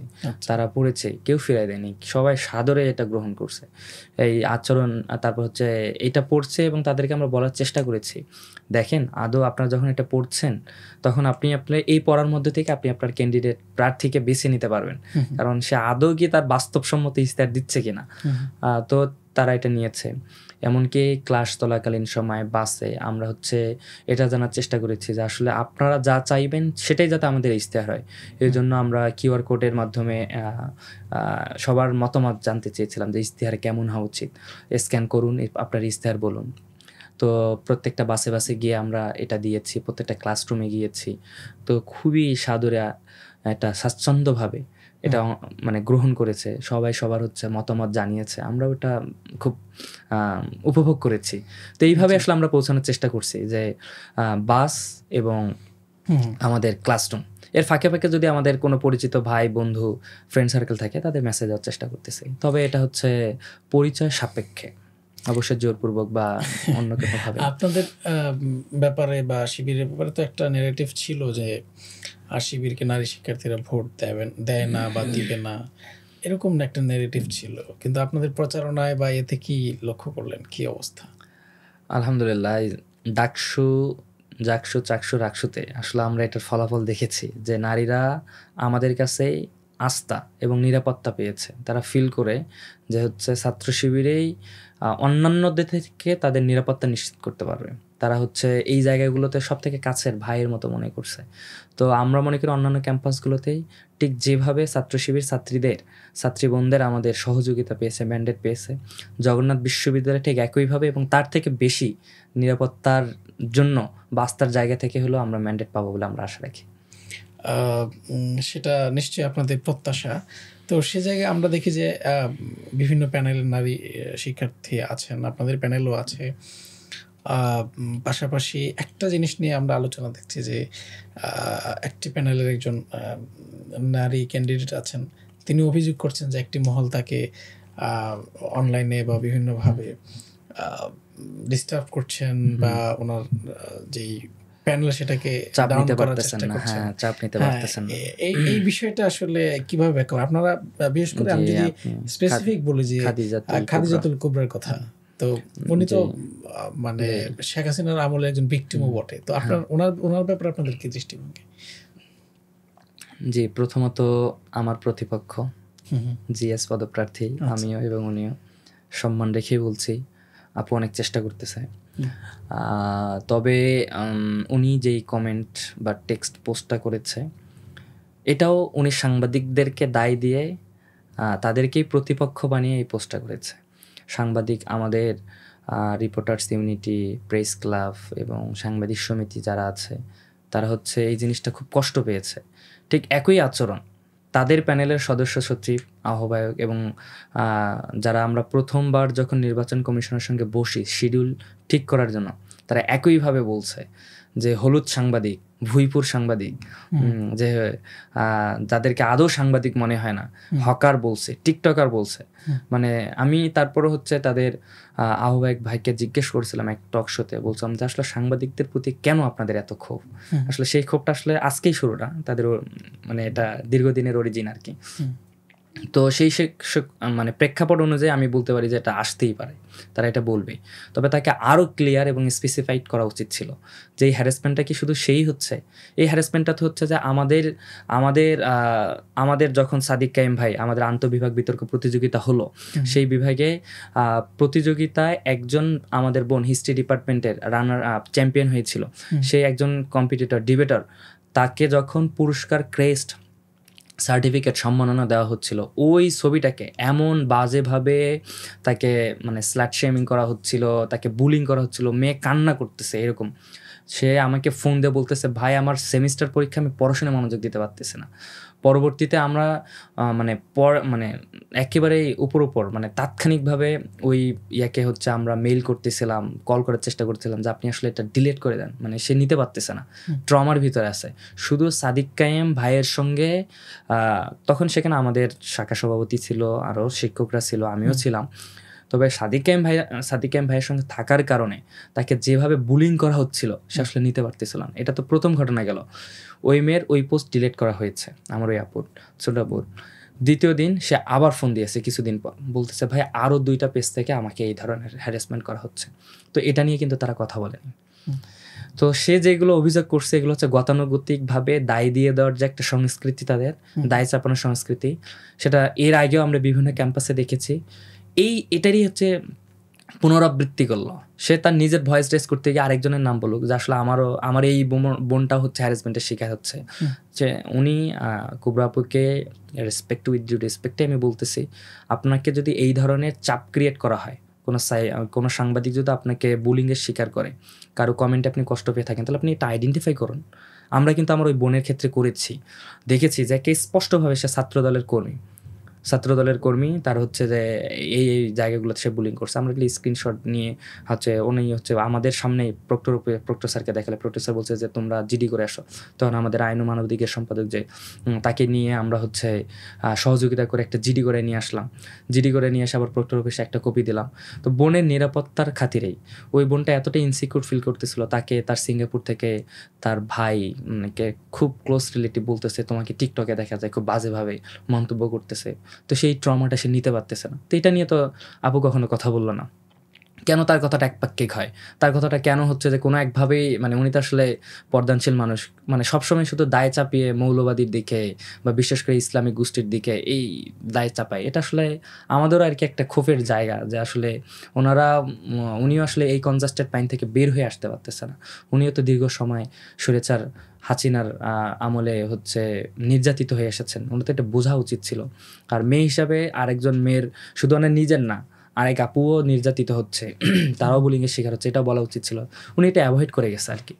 তো অভিযোগ পাল্টা অভিযোগ, এগুলো তো নির্বাচনের অংশ থাকবে। দিন শেষে তো একটা প্যানেল বা কিছু নির্দিষ্ট মানুষ বিজয়ী হবে, সবাই তো বিজয়ী হবে না। তো সে জায়গা থেকে আপনারা যদি বিজয়ী হন, তাহলে শিক্ষার্থীদের জন্য আসলে কি করার পরিকল্পনা করেছেন? কতটুকু করতে পারবেন আপনাদের সামর্থ্য অনুযায়ী? জি, ধন্যবাদ। আমরা আসলে শিক্ষার্থীদের জন্য যেই ইস্তেহারটা দিব সেটা শতভাগ বাস্তবায়নের চেষ্টা করব এবং এটাই হচ্ছে যে আমাদের টার্গেট, এটাই আমাদের কমিটমেন্ট এবং কমিটমেন্ট এটাও রক্ষা একটা করা। ইশতেহার। হ্যাঁ, এটাই ইস্তেহার আরকি। হ্যাঁ, আচ্ছা। যে আমরা যা বলবো সেটা করার চেষ্টা করব শতভাগ। যে আমি চাইলে ১ বছরের ভিতর একটা হল নির্মাণ করে তাদের আবাসন ব্যবস্থা দেওয়াটা সম্ভব না। কিন্তু কি করা সম্ভব? সেটা হচ্ছে যে আপাতত অস্থায়ী আবাসন হোক, তাদের বৃত্তির ব্যবস্থাটা কন্টিনিউ করা, যারা পরিবহনে যাতায়াত করতেছে তাদের সেবার সার্ভিসের মানটা বৃদ্ধি করা, সেটা যেভাবেই হোক। সেটা বাস সংখ্যা বৃদ্ধি করেও হতে পারে, তাদের অ্যাপসের মাধ্যমে সেবা দিয়ে, ওয়াইফাই দিয়ে, বা তাদের সময়গুলো যাতে কোনোভাবেই মানে নষ্ট হয়ে না যায়। তো সবগুলো মিলে আসলে আমরা আমাদের এই ইস্তেহারগুলো খুব সুন্দরভাবে সাজানোর চেষ্টা করছি, যে শুধু আবাসন পরিবহন না রেখে দিন শেষে তো আমরা তাদের শিক্ষার্থীদের শিক্ষা মানে শিক্ষার্থী বান্ধব হওয়ার জন্য, তার একাডেমিক এক্সেলেন্সি অর্জনের জন্য, বা এর ফাঁকে ফাঁকে তার আদার্স যে কো-কারিকুলাম অর্গানাইজেশনগুলো আছে সেগুলোর সঙ্গে তার নিজের স্কিল কীভাবে ডেভেলপ করা যায় এবং ন্যাশনালি ইন্টারন্যাশনাল কীভাবে এঙ্গেজ হওয়া যায়, আমরা সেই বিষয়গুলো নিয়ে কাজ করব। আরও দিন শেষে আমরা এতটুকু অভিযোগ জানি যে কর্মকর্তা কর্মচারী বা শিক্ষকদের সঙ্গে ছাত্রদের বা শিক্ষার্থীদের একটা দূরত্ব থাকে, এই যে মনস্তাত্ত্বিক একটা দূরত্ব, এই দূরত্বটা কিভাবে কমানো যায় এটা নিয়েও আমরা কাজ করবো ইনশাল্লাহ। আচ্ছা, ধরুন এটা তো জিতলে, আপনারা যদি হেরে যান তাহলে কি সব কাজ বন্ধ করে দিবেন? না, হেরে গেলে হচ্ছে আমাদের এখতিয়ারের ভিতরে, আমাদের জুরিসডিকশনে আমরা যতটুকু পারি ততটুকু করার চেষ্টা করব। যেমন শিক্ষার্থীদের কল্যাণে এক শিক্ষার্থী অ্যাডমিশনের সময় ভর্তি হতে পাচ্ছেন না, তো আমরা আমাদের জায়গা থেকে যদি মনে করি যে হ্যাঁ, তাকে আমরা একটু সহযোগিতা করলে এই স্টুডেন্টটা দেশ ও জাতির কল্যাণে পরবর্তীতে অনেক ভূমিকা রাখতে পারবে, তো আমরা অবশ্যই তাকে ভর্তি করার জন্য সহযোগিতা করব। একজন শিক্ষার্থী অমুক জায়গায় প্রবলেমে ফেস করতেছে, সলিউশন করার চেষ্টা করব। অ্যাডমিনিস্ট্রেটিভ পাওয়ার ছাড়া যে এখতিয়ারটা থাকবে সেই এখতিয়ারটা অবশ্যই একটা অ্যাজ ইউজুয়াল ছাত্র সংগঠন হিসাবে যেই মানে কল্যাণমূলক যে কাজগুলো করা দরকার সবটুকু উজাড় করে দেওয়ার চেষ্টা করব।